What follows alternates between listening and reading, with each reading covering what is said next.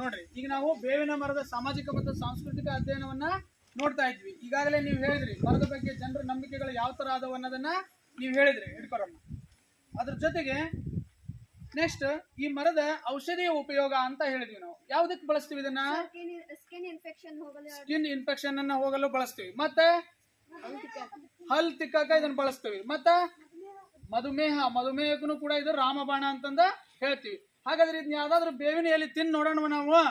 ಯಾರ್ಯಾರು ತಿಂತೀರಿ? ಬಾರ. ಮತ್ತಾರು ತಿಂತೀರಿ? ಬರ್ರಿ, ನಾನು ತಿಂತಾನೆ, ಸರಿನಾ?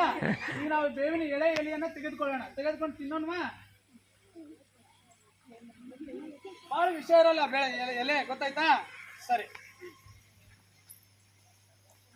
ಸ್ವಲ್ಪ ತಗೋ ತಿನ್ನ. ನೋಡಪ್ಪ, ಹೌದಾ? ನಾನು 2 ಎಲೆ ಹಾಕೊಂಡಿದ್ದೀನ.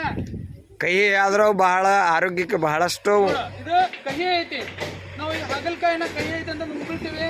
ಇಲ್ಲ, ತಿಂತೀವಿಲ್ಲ. ಹಂಗ ಇದನ್ನು ತಿನ್ನೋದು. ನಾ ಈಗ ತಿಂದೆ, ಹೌದಾ? ನುಂಗಿದೆ. ನಮ್ಮ ದೇಹಕ್ಕೆ ನಮ್ಮ ಬಾಯಿಗೆ ಯಾವುದು ಕಹಿಯೋ ಅದು ದೇಹಕ್ಕೆ ಸಿಹಿ, ಹೌದಾ? ನಮ್ಮ ಬಾಯಿಗೆ ಯಾವುದು ಸಿಹಿಯೋ ಅದು ಇಡೀ ದೇಹಕ್ಕೆ ಕಹಿ ಅನ್ನೋ ಒಂದು ಮಾತೈತಿ. ಅದಕ್ಕೆ ಇದು ಬಹಳ ಒಳ್ಳೇದಿದೆ, ನಮ್ಮ ಆರೋಗ್ಯಕ್ಕೆ ಒಳ್ಳೇದು. ಓಕೆನಾ? ಆಮೇಲೆ ಇನ್ನೂ ಒಂದು ಹೇಳ್ತೀವಿ, ಬ್ಯಾಸಗಿ ದಿವಸಕ್ಕ ಬೇವಿನ ಮರ ತಂಪು. ಹೌದಾ? ಹಾಡು ಕೇಳಿರ? ಹೌದಾ? ಆಮೇಲೆ ನಮ್ದು ಒಂದು ಹಬ್ಬ ಹರಿದಿನಗಳಲ್ಲಿ ಬಳಸ್ತೀವಿ ಅಂತ ಹೇಳಿದ್ವಿ. ಬೇವು ಬೆಲ್ಲದೊಳಿಡಲೇನು ಫಲ, ಹಾವಿಗೆ ಹಾಲೆರ್ದರೇನು ಫಲ ಅಂತ ಹಾಡು ಹೇಳ್ತೀವಿ. ಹೌದಾ? ಅದು ಸುಮ್ನೆ ಇಲ್ಲ. ಅಂದ್ರೆ ಇದಕ್ಕೆ ಈ ಬೇವಿನ ಮರದ ಬಗ್ಗೆ ಜನರ ನಂಬಿಕೆಗಳದವು. ಹೌದಾ? ಇದಕ್ಕೆ ಔಷಧಿಯ ಗುಣ ಐತಿ. ಇದನ್ನ ನಾವು ಪೂಜೆಯನ್ನ ಮಾಡ್ತೀವಿ. ಹಿಂಗೆ ಇದು ಒಂದು ನಮ್ಮ ಬೇವಿನ ಮರದ ಸಾಮಾಜಿಕ ಅಧ್ಯಯನ ಅಂತಂದು ಹೇಳ್ತೀವಿ. ಇದನ್ನ ಸಾಂಸ್ಕೃತಿಕ ಅಧ್ಯಯನ ಅಂತ ಹೇಳ್ತೀವಿ.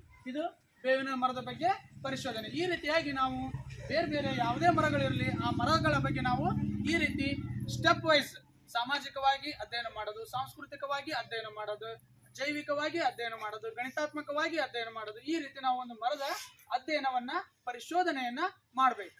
ಹಾಗಾದ್ರೆ ನೀವು ಈ ರೀತಿ ಮರಗಳನ್ನ ಅಧ್ಯಯನ ಮಾಡ್ತೀರಾ? ಪರಿಶೋಧನೆಯನ್ನ ಮಾಡ್ತೀರಾ?